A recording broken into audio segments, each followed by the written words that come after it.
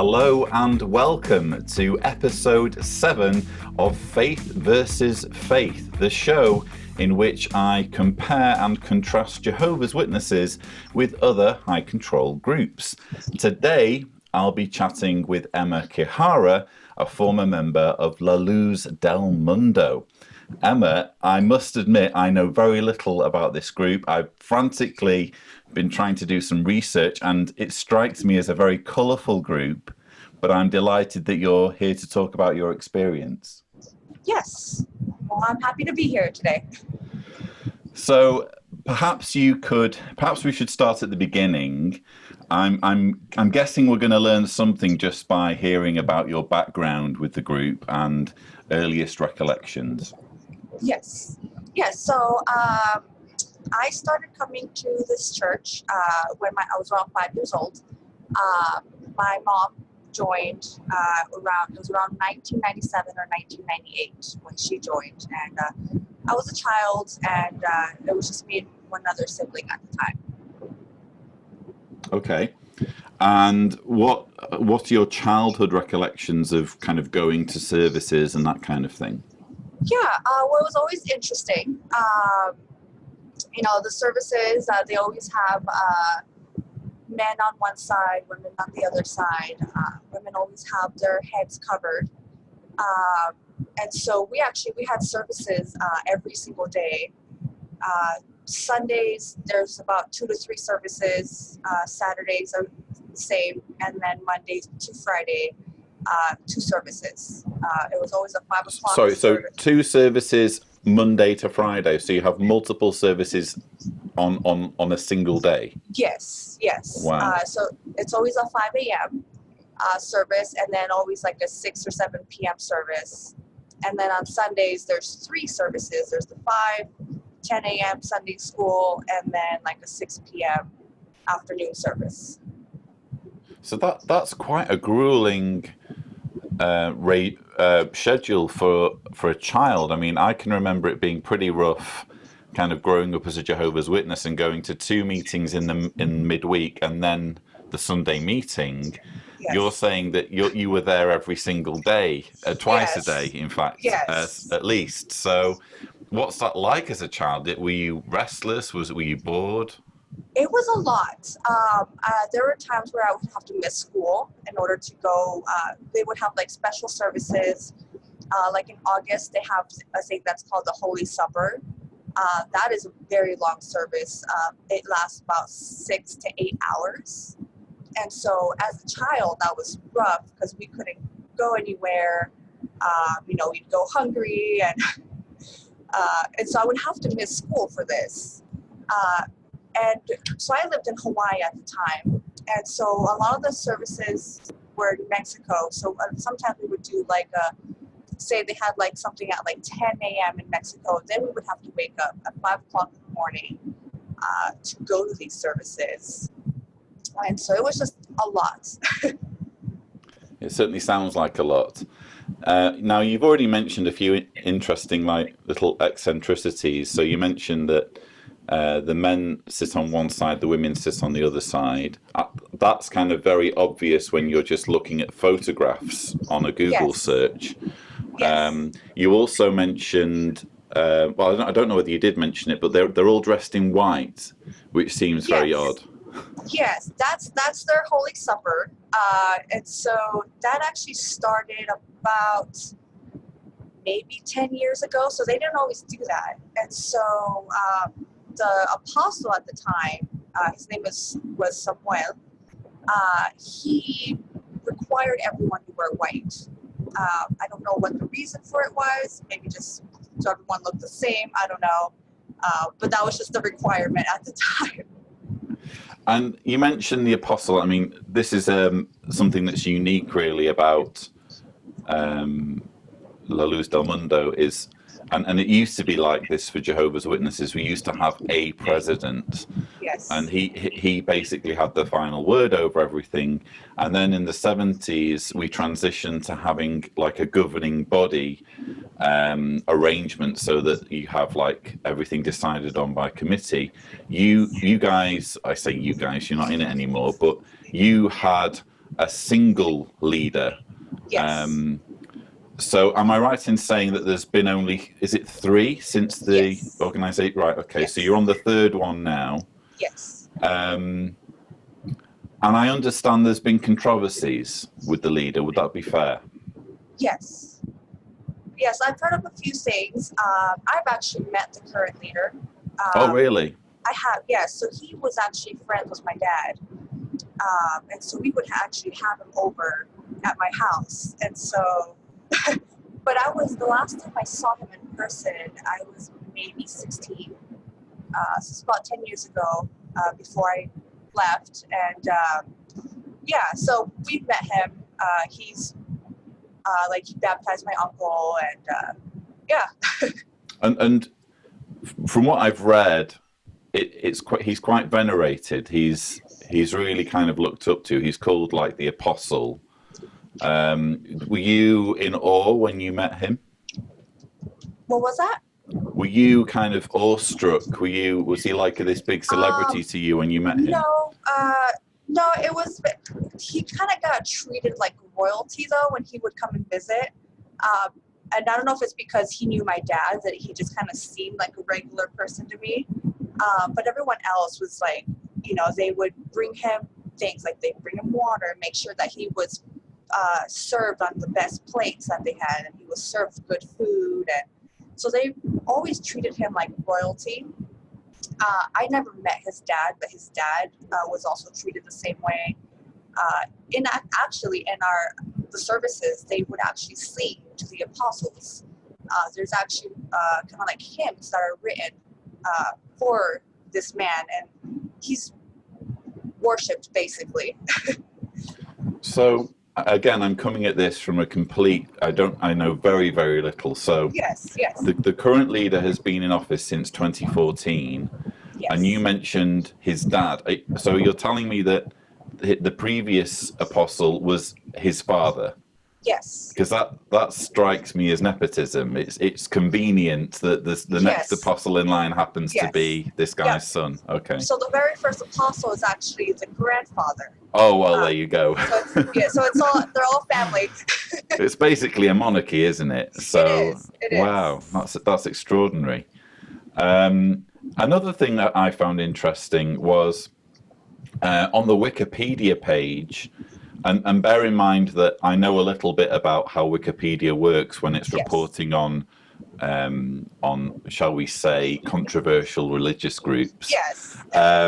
You often get the picture that there's like a war going on between like a critic writing something and then a believer coming in and editing it, and you sense that there's a little bit of friction, and that's exactly what I sensed when I was reading the Wikipedia page. And it said something interesting. It said Luz Del Mundo has between 1 and 7 million followers, and I'm thinking that's a huge margin of error. Yes. I could say I have between 0 and 6 million subscribers. So what would you say is an accurate membership number? It's hard to say, because I know they love to exaggerate these numbers. They always talk about we have people that are leaving, but we also have new members coming into our church, and this and that. And so supposedly the church keeps growing every day by the thousands, but it just doesn't make sense when you clearly have a lot of people leaving. And I don't know how accurate it is that more people are joining. Yeah. I think on Vice they said 330,000, which seemed plausible. Yes. But the Vice had all sorts of things to say, and it was talking about I alluded to controversies with former leaders, and some of these controversies involve allegations of pedophilia and rape. Were you aware of any of this, and can you speak to? Do you feel that these accusations have any validity at all? I can personally believe it. I was actually not aware of a lot of these while I was in the church. They always advise to not read into anything that speaks against this church. It's very frowned upon, so they do like to cover things up a lot. I remember going up to the current apostle's wife one time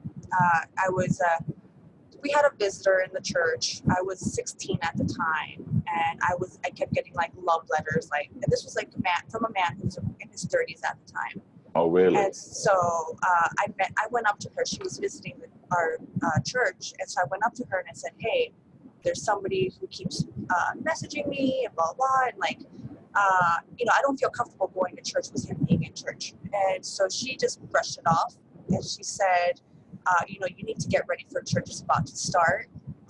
If you don't have feelings for this man, don't just ignore it and just go to church and pray to God, because that is Satan trying to get to you."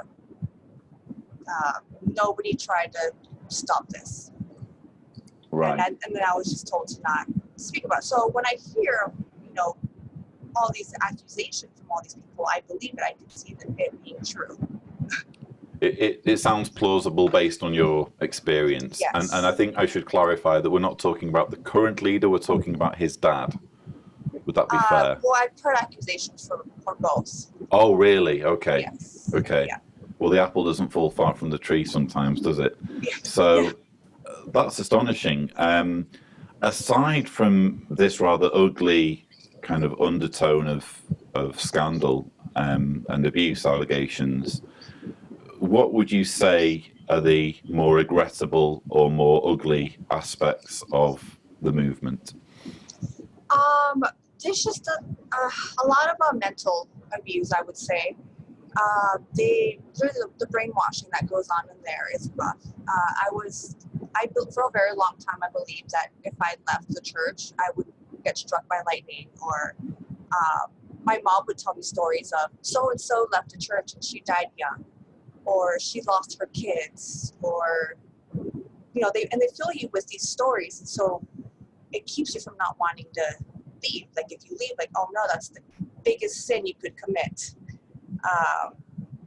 And so it was hard when I first left. For many years, I actually believed that I was gonna die young. I was actually in a car accident the same year that I left. And I called my mom, said, "Hey, I'm in a car accident." And she said that it was basically my fault because I wasn't going to church anymore, that it was God's way of punishing me. Wow. And so just a lot of that happened. After I left, I had family members who no longer talked to me. I had friends that I grew up with. They cut off all communication. So I lost a lot when I left. And that's what makes it hard for other people. Sure. Well, that's the exact same thing that happens when you leave Jehovah's Witnesses. You are shunned by everyone that you know and love. Just how codified is this shunning? Because for Jehovah's Witnesses, there's like the judicial element of it and the propaganda element. And the judicial element says you can be shunned yourself, you can be disfellowshipped yourself if it's not a relative, but it's different if you're a relative. But then the propaganda is basically directed at everyone, including relatives, and even includes examples of teenagers who leave home ringing their parents and their parents ignoring the phone. So to what is it just kind of like a case of like a culture of shunning, or is this something that is passed down from the leaders and telling the followers you're not to speak to them? It's hard to say. I think a lot of it is just the believers. They're just so ingrained in their beliefs that, they're like, well, if you leave, then that means you're a bad person. It just automatically makes them feel like bad people. I know they've tried to get me to come back a few times. They've even harassed my mom herself. They told her that she's a bad mother for not raising her kids the right way. They were very mad when I brought my brother to live with me. And so my sister, she joined me one day. She's still in high school. And so I told her to come over and visit me. And they were very mad that members from the church, they actually yelled at her for even doing that. And so I think it's a lot of the members. I don't know the higher leadership, how they feel about it, just because I haven't talked to them in years. Sure. And would I be right in saying that your mother is still a believer? I think so. She actually has not been back since this last August. But I think I know she watched like the live service on New Year's with where the apostle he goes up and he talks and everything, and so she tries to every once in a while bring it up. So I think she kind of still believes in it a little bit, but she just doesn't attend services anymore. Right. And what's the situation now? Are you now on speaking terms? Oh yeah. So I do talk to my parents, mostly my mom, but I still don't have contact with any other family. So any uncles that I have, any aunts, my cousins don't even talk to me. These are cousins that I grew up with as a child. I have one that still speaks to me, but Right. that's it. Well, I think that's one of the most pernicious elements of religion, when it can come between family members, and it really is awful. I'm just interested as well in the kind of end times element, because as far as I can understand, there's a similarity between Jehovah's Witnesses and LLDM in that both believe that they are kind of the current manifestation of Christianity. Yes. That true Christianity died out with the apostles. Yes. And that there was a kind of resurrection of Christianity. Yes. in the modern age, as expressed through these movements. So does LLDM believe in Armageddon or the end of the world? They they talk about it, and they always mention like the end of times and how everything's very corrupt, and so they do believe in that. Okay. And how do they see the progress? What's the kind of end game? Do they envision that they will save as many as possible as survivors past Armageddon, or do they teach that everyone goes to heaven? So they have like a system in place. So they believe in baptism. So first thing is you have to get baptized. But you have to get baptized with one of their pastors. So say you were baptized in a different church, like Catholic, right? They don't count that as a real baptism. It has to be done with a pastor from LLDM.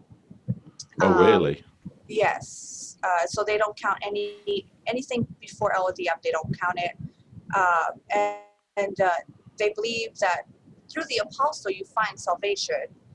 So if he were to die and there wasn't a next one, then they believe like heaven's gates close. I don't know where exactly they came with that idea. Sure. It doesn't have to make sense, I guess. Yeah. It's just interesting. Yeah, and so I think that's why a lot of people, like, if you grow up in this, it's all you know, and it makes it believable. Sure. And what's the situation with women? Because we've already talked about how there's segregation in terms of seating, and women wear head coverings. Are they, apart from that, do they have parity with men, or are they treated differently to men? Oh, they're definitely treated differently. They're not allowed to preach. They're not allowed to lead things. It's always, if they want any sort of leadership, it has to go through their husbands. And so that's another thing that they encourage marriage a lot. They actually do like this huge wedding in Mexico, where they take their missionaries. And so I don't know how the screening works or anything, but they basically take hundreds of men and women, they line them up, and they get married. So you don't meet your spouse. So a mass wedding. Yes, it's mass wedding, and wow. You don't meet your spouse till you're getting married. Oh, so that's like the Moonies, isn't it? The Moonies do something like that. Wow. It's very similar to that. So they're very big on like marriage, and like as far as also like, for example, like dating, there's no dating. If a man likes a girl, he talks to the pastor first, says, hey, I like this girl. The pastor then approves it, and then you have 3 months to figure out if you want to marry this girl or not. Like, it's very interesting. But obviously, I mean, this is obvious to you and I, but it seems like a recipe for disaster in terms of abusive relationships, doesn't it? Yes. Yes. So And is there a lot of domestic violence in the group, do you feel? yes, actually, like with my parents, there's a lot of that. My dad was very abusive growing up. And so my mom actually tried talking to the pastors to ask for advice. Basically, she wasn't allowed to divorce. Uh, Getting divorced was seen as a bigger sin than my dad hitting my mom. Right, which is the same in Jehovah's Witnesses. Yeah. Right, yeah, wow. Yeah. So they tried to do counseling with the pastors, but of course that didn't really fix anything. Shocking. Another thing that came up in my research, apparently there was some kind of controversy over some former members or some members being interviewed and saying something that was construed as meaning that there was a leaning towards mass suicide. I'm assuming you've heard of this, and I'm interested to know whether you have any comments on that. I actually don't know much about that because I actually just recently read about it a few months ago. So unfortunately, I don't know too much about that one. Right. Okay. Yeah. Well, that's fine. It seemed a little bit sketchy from what I was reading. Yeah. Yeah. Obviously, everyone's got their own views on what the organization's like, but certainly what you're telling me, your experience resonates very much with the experience that I've had with Jehovah's Witnesses, and many have had. Yes. I'm also interested in knowing more about the hierarchy. So we have the apostle. You mentioned that you can't get baptized unless it's your pastor who baptizes you. Is it just is there just like one pastor in each church, or do they have elders? Yeah, so they have pastors in every church, and then they also have like a higher up pastor who oversees maybe 10 to 20 churches. So us being in Hawaii, we would have the leader of the church, and then we would have another higher up pastor who would come in from California every few months to just check up on things. Sure. But then they switch those pastors around, so we hardly ever saw the same pastor twice. They move them around to all these different churches every maybe 2 years or so. Well, that's convenient, isn't it? Yes, exactly. Wow. And they do the same with missionaries, because my parents were missionaries. After my mom joined the church, they both became missionaries. This was in Florida where she joined the church, and then from Florida we got sent back to Hawaii, and so my parents helped start 2 separate churches there, and so we were hardly ever in the same spot. Also, we got moved around quite a bit. And you mentioned your parents helping to start congregations or churches. So, but you also said earlier that women aren't involved in preaching. So, how does the organization go about recruiting new members? They do a lot of like door-to-door type stuff. I remember we would go to other people's houses and we'd knock on their door. And it was mostly in the Hispanic community because my dad mostly speaks Spanish. And so, they would mention it to coworkers or wherever they were working. They'd try to bring in people from there. And then they also loved doing Sunday services at the beach. So you would just see a whole bunch of people at the beach just holding a service. So just were they wearing white, or was it just normal clothes? It was just normal clothes, but again, the women always had their head covering. They do have a dress code for women, which is long skirts, no short sleeves. So if anyone sees a gathering of people wearing entirely inappropriate beach attire conducting a religious service, it could be LLDM, could it? Yeah. Okay. Yes. Interesting. Yeah, they're actually, it's interesting because I live in a new place now, but I've actually run into LLDM people, and you can just tell by the way they dress. They don't do makeup. They have long hair. Women are not allowed to cut their hair. and they always wear the long skirts. And so I actually, I was approached by one of them. They didn't know I was an ex-member. I was like approached by one of them, and they invited me to their services, which was funny. Sure. But I immediately, when he started talking to me, I knew where they were from. Wow. And what would you say their pitch is? If you were pitching the LLDM faith as a believer to me as a complete novice on the subject, what would you say? Well, they always start off with saying that they're a Christian church. They tell them that they're missionaries. And then they bring on saying that the church is led by an apostle. So that's their main thing. And that wouldn't be a red flag to me at all. I'd be like, well, that makes perfect sense. Okay. Yeah, yeah, so that's their main thing. And yeah. Fascinating.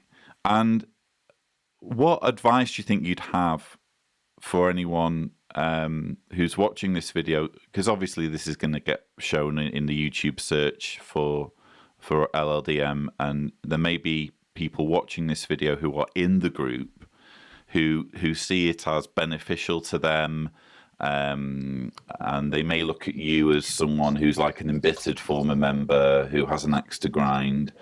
You know, if you had something to say to them, what would it be? You know, just it's okay to ask questions. That's the main thing. I know it's frowned upon to question things. And so my main thing would just be it's okay to ask questions. You know, don't be afraid to speak up. And just surround yourself with other positive people. And there's help out there for anyone who wants to leave. You know, there's more people who have been able to leave. And is there kind of like a vibrant ex-LLDM community at all, or? Yes, there is actually one on Reddit, and it goes by ex-LLDM. Everyone there has been very friendly. Everyone knows what other people have gone through. So it's a really nice and loving community. And they've even talked to people who are still in the church and have doubts. And so it's a very loving community. Sure. Yeah, and it's just nice having that, because growing up, you know, I didn't have other people who understood what I've gone through. So it was nice to come across this community that knows exactly what I went through, and also that no longer attends church. Sure. And how would you describe your life since leaving the church? It's a lot more freedom. You know, my mental health has improved. You know, I used to get really bad anxiety. I would actually even get nightmares. Everything has improved. I went to college after I left this organization. I met my husband there, and we have a wonderful family. And it's a very different lifestyle that we're living now than when I grew up in. Excellent. Sorry, is college frowned upon for LLDM members? It wasn't as much. It was whatever you did with your life, they always told you to do it for the apostle. So if you go to college, you try to use whatever you learn there for the apostle. So for example, like I went to culinary school, and I had people approach me saying, "Oh, the apostle would be very proud of you. You know, you can now cook for the church," and stuff like that. And it's like, no, I'm doing this for myself. Well, they certainly need lots of wedding cakes, don't they, by the sounds of things? Yes, exactly. Well, that's astonishing. And Emma, I've really, what's been amazing is I obviously do these videos to draw parallels. And, you know, when we're talking about shunning, what you just said then about education, domestic violence, we haven't touched too much on child abuse, but there's certainly disturbing kind of red flags there. There's just so many parallels. And for me, it just highlights the fact that when you have a hierarchy that answers only to God, isn't accountable, can just do what they want, inevitably it's like a recipe for abuse, isn't it? Yes. Well, I really do appreciate you coming on my channel and Yeah, well, sharing thank you for your having me. experience. It's an absolute honor. And I absolutely recommend anyone to check out the LLDM Reddit page. I know for former Jehovah's Witnesses, we have our own Reddit page, Yes. which is also helpful for former Jehovah's Witnesses. But yeah, this has just been a really informative conversation, and I really appreciate Yes, you of coming on course. the channel. Yeah, well, thank you for having me. My pleasure. So, viewers, I hope you have enjoyed this interview. I know I have. If you want Yes. to check out more interviews, please don't forget to subscribe to the John Cedars channel. But for now, thank you so much for watching.